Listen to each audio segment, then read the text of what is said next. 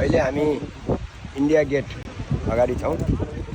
India get धेरै मानिसहरूको आकर्षणको केन्द्र रहेछ। यहाँ हामी पनि त्यसैमा समावेश भएका छौँ।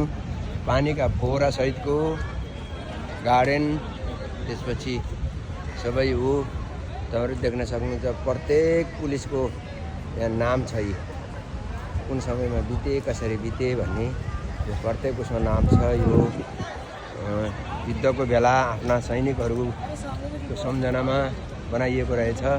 अत्यन्त कलात्मक तरिका छ यो इन्डिया गेटको। माथिको टप देखाएँ मैले। त्यसैगरी तल गार्डन, फुलहरू रङ्गीचङ्गी यसरी राखिएको छ। एकदमै रमणीय छ। अब जमिनको एरिया भयङ्कर धेरै छ।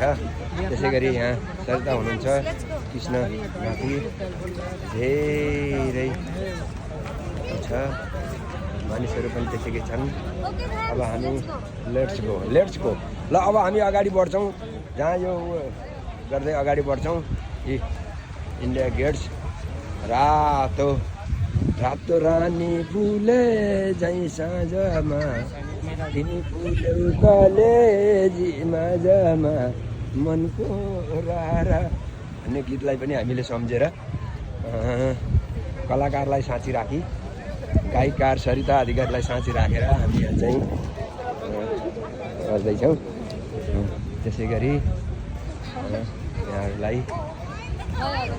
Thank you.